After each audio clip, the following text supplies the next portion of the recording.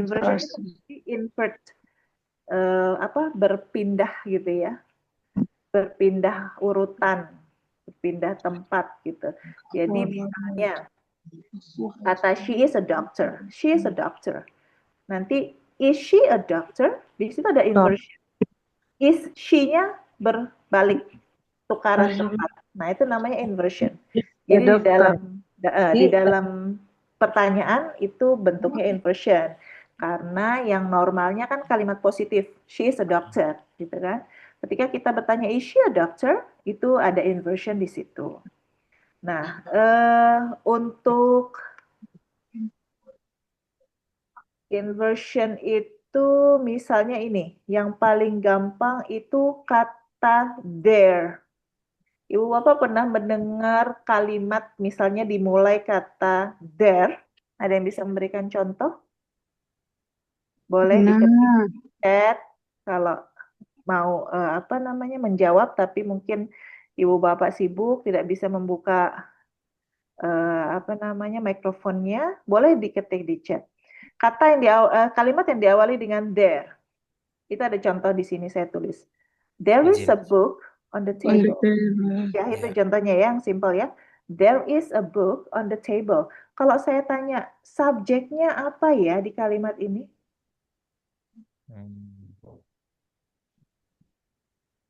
Biasanya di dalam pikiran, subjek itu pasti paling depan. Tapi ternyata tidak semua subjek itu harus yang kata paling depan, Ibu Bapak. There is a book on the table. Subjeknya adalah a book. That's right. book. Yes, itu adalah subjeknya. Jadi kalimatnya itu sebenarnya adalah a book is on the table, gitu ya. Tapi karena kita ingin ada kata ada buku, there, kita pakai there, kita invert lah a book dengan is-nya, gitu ya. Jadi bukan a book is on the table, tapi karena ada kata there di situ, maka booknya pindah ke belakang. Nah, jadi kata there is, there are, itu sebenarnya ada inversion di situ. There is a book on the table. Nah, jadi subjeknya sebenarnya adalah a book, bukan there, ya. A book itu adalah subjeknya. Itu contoh inversion juga seperti itu di di kalimat yang diawali there. Lalu inversion itu juga ada di conditional sentences, Ibu Bapak. Misalnya kita mau bilang, if he were rich, he would go around the world. Kalau dia kaya, dia akan pergi keliling dunia. Tapi kenyataannya dia tidak kaya. Seperti itu ya, ini conditional tipe kedua. Kalau Ibu Bapak nanti mau cari materi tentang ini, ketik conditional sentences yang untuk inversion gitu ya. Nanti pasti ada keluar contoh banyak. Nah, inversionnya yang mana? Ini yang di dalam kurung. Were he rich? Jadi, if he were rich, kita pindah were he rich. He would go around the world. Artinya apa? Artinya sama. Artinya sama. Ngapain sih di invert gitu ya? Ngapain sih dipindah-pindah ya? Begitulah bahasa Inggris gitu ya, Ibu Bapak ya.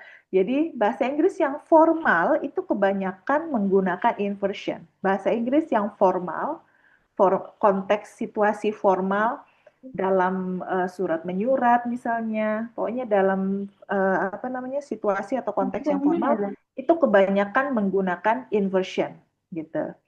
Kalau yang informal, misalnya dalam speaking dan sebagainya, itu kalau kita pakai inversion seperti ini, itu bakal lama banget mau ngomong gitu ya, karena harus mikir dulu yang mana yang dipindah-pindah. Nah, makanya kalau speaking atau informal situation, biasanya kita pakai kalimat yang biasa aja.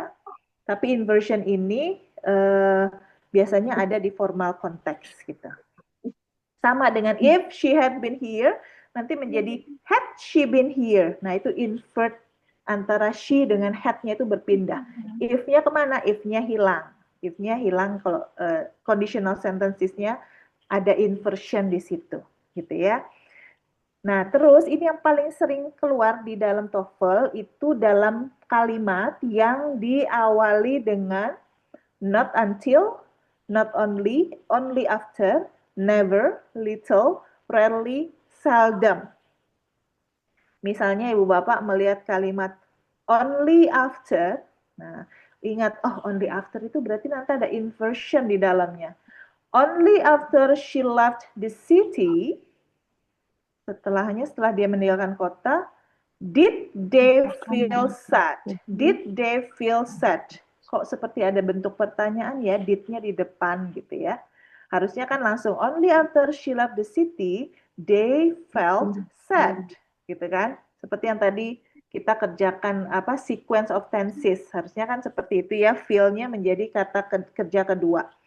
Tapi karena dia ada kata only after di kalimat ini, maka kalimat atau klausa yang di belakangnya akan ada inversion. Maka did they feel sad?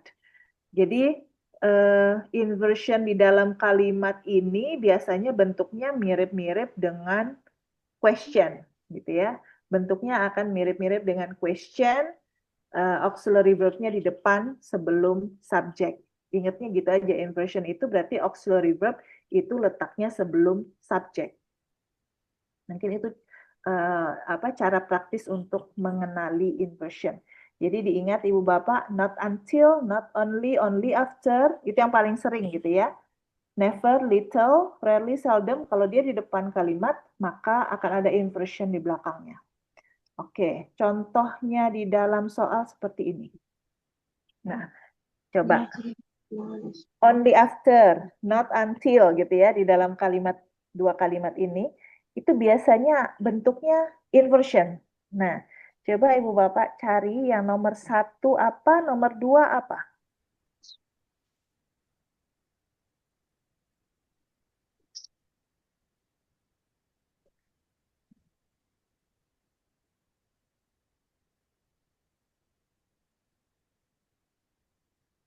Oke, ada yang bisa menebak atau berdasarkan analisa tadi? I will it learn to swim. Yang A, B, C, or D? A. A, how will it learn? How will it learn? Learn it. How will By it learn to its swim gitu ya? Yang lainnya? Will it learn how?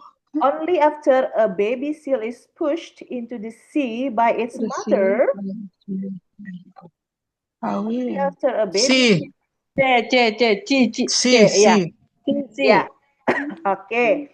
Yang menjawab C itu berarti Ibu Bapak paham. Ibu Bapak paham makna kalimat ini. Makanya jawabannya C. Tetapi C itu adalah jawaban yang normal. Sedangkan inversion ini tidak normal, Ibu Bapak. Kita bisa bilang inversion ini normal, kalimat yang tidak normal, karena dia tertukar. Nah, Ibu Bapak harus cari yang dia terbolak-balik antara auxiliary dengan subject. Kalau yang normal, C-nya benar. Kalau kalimat yang normal biasa, C benar. Kita harus pindah. Yang B, very good. Jadi harusnya it will menjadi will it, gitu ya. Will it learn how to swim? How-nya jangan jauh-jauh dari to. How to swim. Akankah dia belajar untuk berenang? Ya, iya. Dia akan belajar untuk berenang, maksudnya seperti itu. Jadi kalimat normal kan it will learn, tapi karena dia inversion, tahu dari mana itu inversion atau tidak? Yang seperti saya sampaikan tadi, ini di kalimat di depannya ini ada kata only after, itu petunjuknya gitu ya. Maka di belakangnya kita harus balik. Nah, sekarang yang nomor 2 sama juga. Ada kata not until. Nah, di belakangnya berarti nanti inversion. Not until. Silakan dicari yang aneh-aneh yang seperti question. Inversion itu nanti bentuknya seperti question. Not until a baby kangaroo is 4 months old, blah blah blah, to live outside its mother's pouch. D. D. Yang lain? A. A. Oke. Yang E itu jawaban yang normal, kalimat normal. Nah, karena dia not until akan ada inversion, dia akan nggak normal nih. It begins nanti akan berubah menjadi does it begin. Very good. Does it begin. Does-nya dari mana? Kan dia nggak kelihatan tuh. Kalau it begins, tidak ada does-nya. Kira-kira Ibu Bapak tahu does-nya itu mau keluar dari mana itu? Kalau tadi yang nomor 1, will-nya kelihatan ya. It will menjadi will it. Kalau yang nomor 2? It begins harusnya jawabannya yang normal menjadi does it begin. Karena beginnya ada S-nya Ibu Bapak. Ya. Jadi S ini, does ini dari S di kata kerja. Nah, jadi kalau does ditambah kata kerja, nanti kata kerjanya tinggal ditambah S. Tapi kalau dia bentuknya negatif atau question, maka das-nya harus keluar, gitu ya. Kata kerjanya bentuk yang dasar, gitu. Tidak ada tambahan apa-apa.